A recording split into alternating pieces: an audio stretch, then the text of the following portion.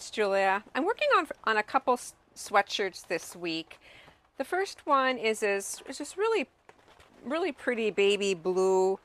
It's like a lightweight, I would say a lightweight fleece. Has drawstrings and a hood, and this is the Enza brand. Has this little V neck. So I'm not going to do any deconstruction or changing on them, but I want to put a design on the front, just an applique design. And I decided on doing a peace sign with a couple birds and some leaves. Now the colors I've chosen for the peace sign, I want it to look like a branch, sort of. So that's going to be out of this. Two different colors for the leaves. And then I found this blue. I just have scraps of it, but it works well. It's bright, but it does work well with the color. I'm using Heat and Bond Light for the design, or for the paperback adhesive that I'm using. And this is going to be ironed on to the back of my fabrics. I've got, I think, 6 of these to do. And so I've got to start on a couple of them here.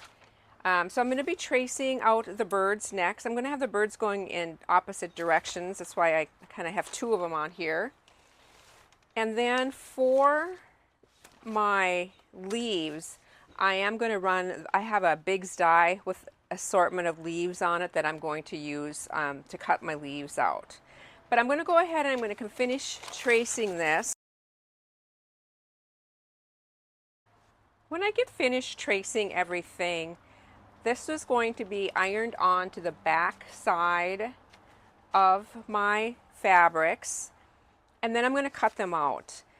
There's a lot of waste, as far as there's going to be a lot of waste on the brown because of this whole piece I do not need, but I do save that, and I have a special little container that I save all my scraps that have Heat and Bond Light on the back of them, because I don't, you know, it's pricey stuff. I don't want it to go to waste.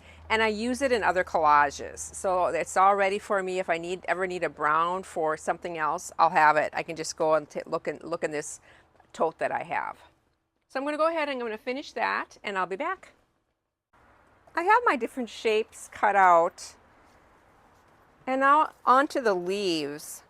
I'm using the Sizzix leaves plain, and it just has a couple different, the same shape but just different sizes, and there's several different sizes on. I'm going to use 4 layers of fabric. So I have 2 different prints here, 2 different greens, and I'm going to use 2 layers of each. And that should be enough, more than enough. Just making my sandwich.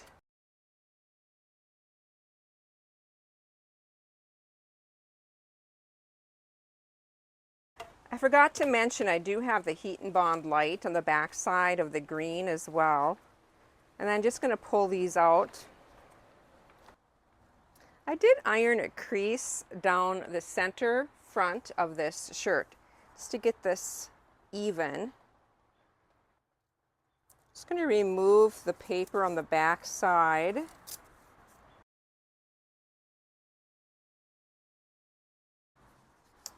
Now for the little birds.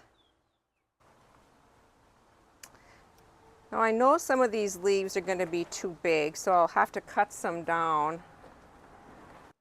After trying to lay this out for several different ways, I have decided on this one. So I'm going to press it. I've got the paper removed. I added the eyes and just a little mark on the beak, so that I don't forget to add that when I'm at the sewing machine. And I just use my Friction pan on that. This is a heat erase pen. So I'm going to take this to my sewing machine now, and I'm going to thread doodle this. I believe I'm going to use brown thread. And I'm going to add detail in the leaves and in the birds, maybe put some feet on the birds, and just try to make them whimsical, adding maybe a little wing to it. I'm going to see if I can do it without putting a stabilizer underneath. If it looks like my stitches are, you know, like if it's stretching at all or looking like it's distorting anything, I will have to put a stabilizer underneath, and I'll use like a stitch and tear. But so that's my next step. I'm going to take you to my sewing machine and just show you how I'm going to do this. I'm at my sewing machine now, and I am free motion stitching these little appliques on. So I have my feed dogs dropped, and I have my free motion foot on. This is my darning foot, and I'm just edge stitching around each one of these. I'm being very careful not to go just into the sweatshirt. I'm staying on the applique piece, and I'm having a fair amount of luck with it. I'm not going to be adding any stabilizer underneath. Just again adding detail in the leaves, and I put a little wing on there, and now I'm doing the eye. And then for this brown peace sign, I'm just going to meander stitch this back and forth, just doing a big S shape. One more thing I'm going to add to this sweatshirt is a button pin, I should call it. I have this button making machine. It makes like a button pins that you see put on hats and backpacks. I've had this for many, many years, and I've sold like just the buttons. I've also made magnets, also some jewelry and just different things that I have created with it. But I printed out some little designs, some piece designs, and I'm going to add a button to each one of these shirts. I do this just periodically, add buttons to my shirts. They need to be removed for washing, but like I said, it's just on a pin back, so that's easy to do. So I'm going to go ahead, I'm going to punch these out. I use just like the 1 1/4 inch punch for this. These make 1 inch buttons. So I'm going to get these in the center as best I can. I do have another piece of paper underneath. It just seems to cut better that way.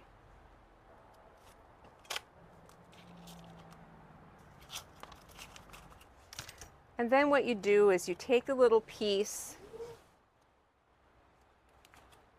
It comes in several different parts. This is the base of the button. Then you put your little paper on top of that. Then one of the little plastic covers. And then on this side, you have the fastener. It's just like the collar, I think is what it's called. And that goes in there. And then you just pull it down. And then put it to the collar, and then you've got your button. And then it just has these little pins that you can stick in there, and then you can just stick them anywhere. And I'm going to add this. I'll show you some pictures at the end, but this is going to go on the shirt too. It's just going to add a little bit more color and just a little bit of detail. And here's what the 6 look like. The next shirt that I'm going to work on is Comfort Color. This is a style 1566, and this one's a little bit heavier than the 1466. 80% cotton, 20% poly in a light gray color. And I want to do a jacket or open it up like more of a cardigan. Just going to open it up down the center front, and I already marked and pressed the center front, so I know where I'm cutting.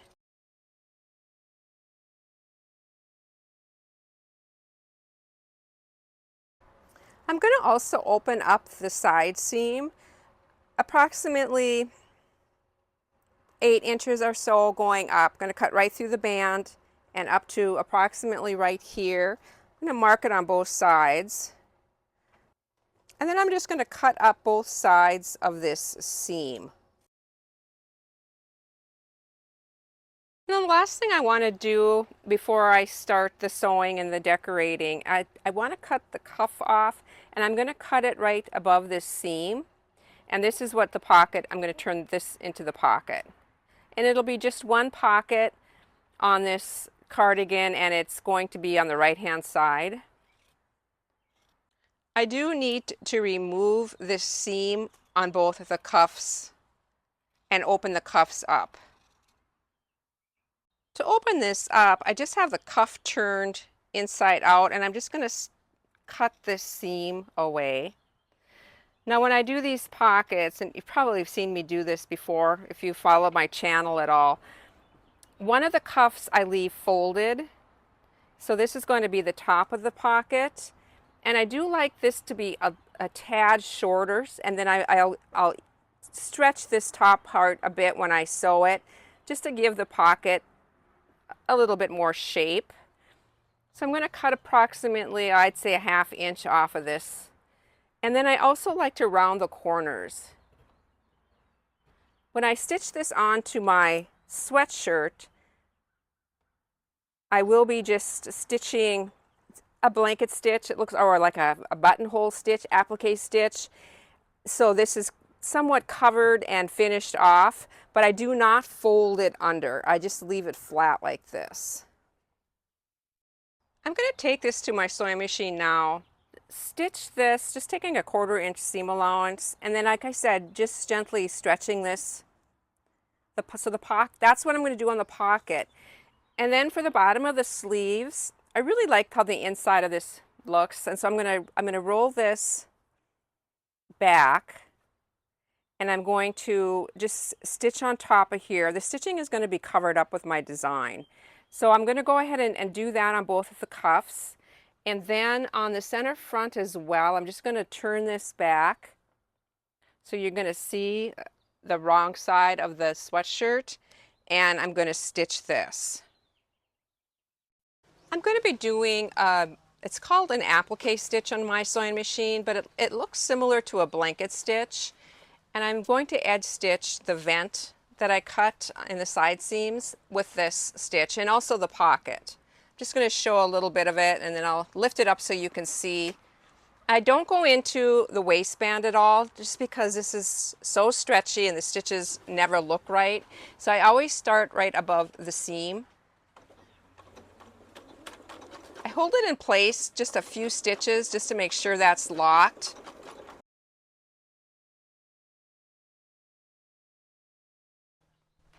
And there you can see what it looks like. I'll show you another picture when I get it completely done. Here's what the vents look like. And I have all the other stitching done. My next step is going to be adding some color to this, some fabric. I have some scraps picked out. I'm going to be cutting 1/2 inch strips in this. 1/2 inch wide, but varying lengths. And then I'm going to share with you what I'm going to do. I want this to be just real colorful and fun. The pocket has that gentle gather on the top, and this is that fold line, which is really hard to get out. I will be placing some of the fabric on this as well, just to cover that up. I'm cutting my strips now, just using my rotary cutter, and I think I forgot to mention that I do have the Heat and Bond light already on the back, and I do just use scraps when I do this. So you can see some of them are pieced. So I'm going to continue cutting these, and then I'm going to share with you what I'm going to do with them. All my strips are cut out now, and I remove the paper, and then I cut those strips into shorter lengths, like anywhere from 1 inch up to 3 inches, and I varied those lengths, and now I'm just laying them right on the stitch line. So it's going to go, they're going to go on both sides of the center front, around the cuff, and then on the pocket as well. And that pocket you'll see in a little bit here. I am going to lay it right on that fold line that just is so difficult to iron out on that pocket. Yep, right there. I'm just going to lay a bunch of colored stripes right on that. I love how it turned out. It's really adds a pop, and I think you could just wear anything under this, as it's just a neutral color gray with a lot of color. I'm going to use a multicolored thread now to do my stitching. And I'm back at my sewing machine, and I'm doing it's a decorative stitch on my sewing machine. So I have my regular foot on, and it has a very similar look to how I did that meander stitch on the first project on that brown. And now I'm stitching on that pocket, and I switched back to my gray thread, and this is just that applique stitch again that looks like a blanket stitch. And I'm just going to go all the way around this pocket, enclosing that raw edge, and just turning around those corners. That's the reason why I like to curve my corners on my pockets. It's really easy to stitch them on.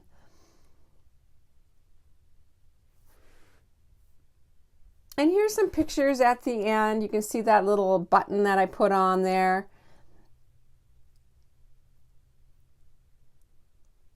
My little meander stitching and my doodling on the little bird.